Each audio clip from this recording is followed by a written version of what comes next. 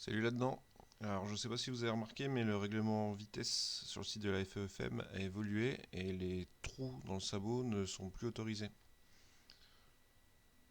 Dans l'article 13, on voit qu'il est écrit qu'aucune ouverture située à moins de 50 mm du bas de carénage n'est autorisée. Du coup, pas le choix, faut reboucher. C'est pour ça que je vous propose un petit tuto sur comment j'ai fait pour boucher mon sabot. Côté matériel, moi je me fournis chez Castro Composites. Côté tarif, c'est ce que j'ai trouvé de mieux. Et réactivité, ils sont vraiment pas mal. À chaque fois, j'ai dû faire des petites modifs sur mes commandes et ils ont bien répondu. Du coup, je vous en parle. Voilà. Hop, alors, c'est comme moi. Vous avez un trou ou plusieurs hein, sur votre sabot. Première chose, petit coup de ponçage pour que ça accroche. Alors moi, je l'ai pas en noir. C'est tout simple, hein, quand on bricole, au fur et à mesure, ça fait des traces dans le poli. Et le fait que tout soit noir, on voit moins les traces. Ça fait plus propre, je trouve.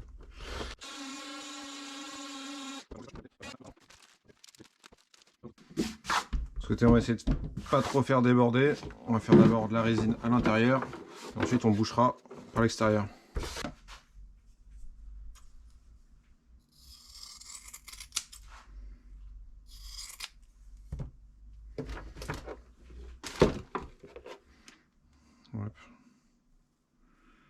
On va venir mettre ça comme ça.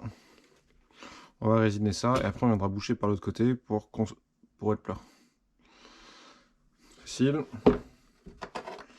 Alors pour l'autre côté, une fois que ce sera plat, en départ je voulais juste faire couler la résine sur l'épaisseur du sabot.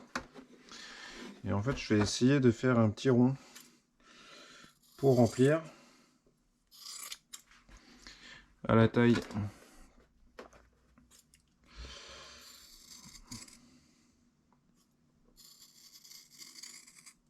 du trou.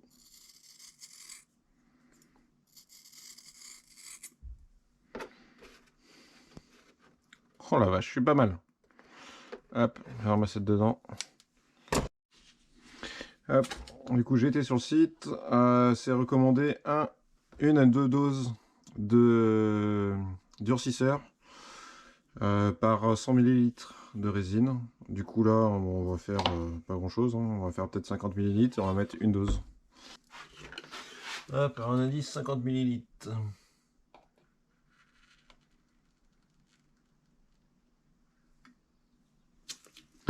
50 ml.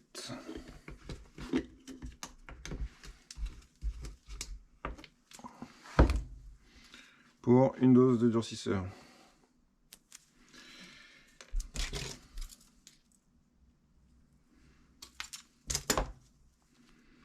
Alors on a 20 grammes dessus.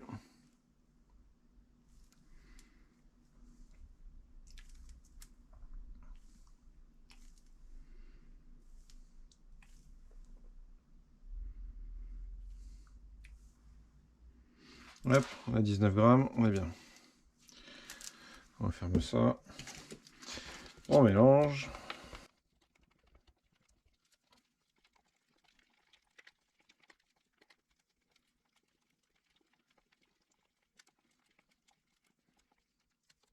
Hop. On prend un petit pinceau. Alors il faut savoir que le pinceau sera mort à la fin. C'est des techniques pour le garder, je suis preneur. On prend la première étape, le sabot. On enduit le fond, donc on regarde à peu près ce que ça va prendre. Tour. On enduit le fond de résine.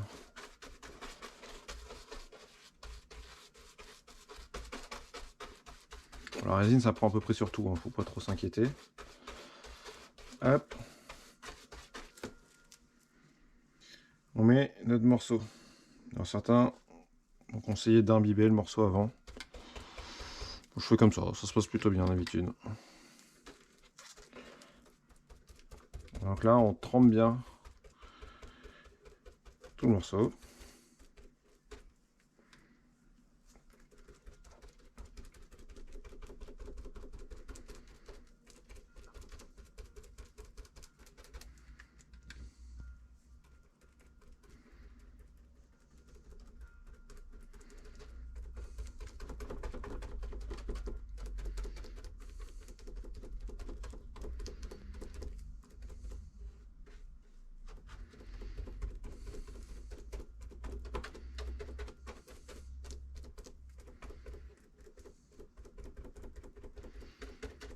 Techniquement là c'est déjà bouché. Hein.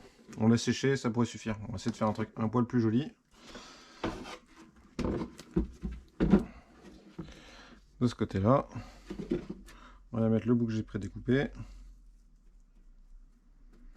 pour essayer de gagner l'épaisseur du sabot.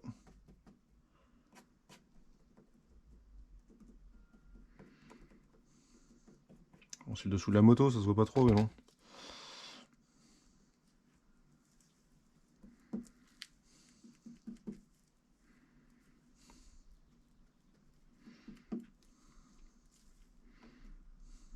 Hop, on a vu tout ça pour que ça prenne. Alors forcément, en mettant, c'est un peu ressorti.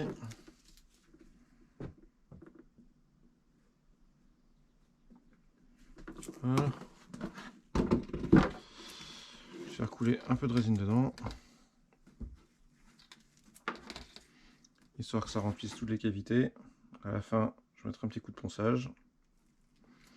On sera pas mal.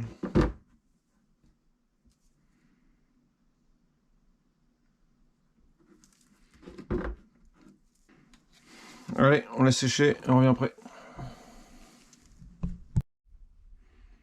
Ben voilà, on est 24 heures après, ça a séché. J'aurais peut-être mis un petit peu beaucoup de la résine ici. On est pas mal. Un petit coup de ponce-ponce, pour que ce soit lisse.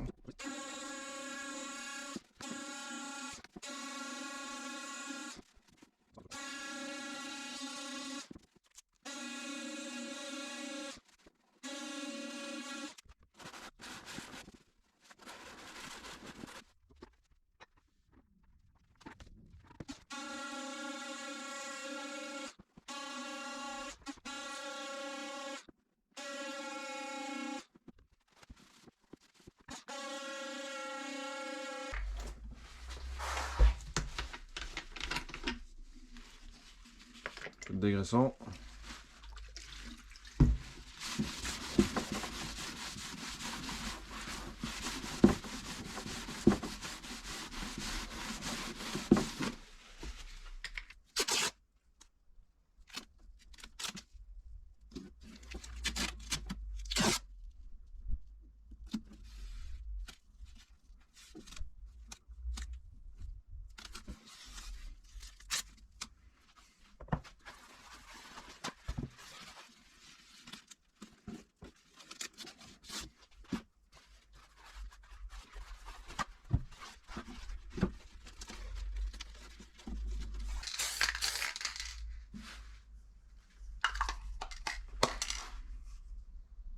Pour le dessous d'un sabot.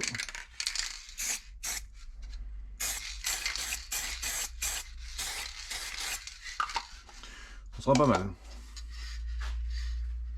Voilà, alors si vous avez mieux, n'hésitez pas, hein, proposez vos vidéos. Je trouve que ça dépanne bien. Et c'est assez simple à faire. Allez, à plus.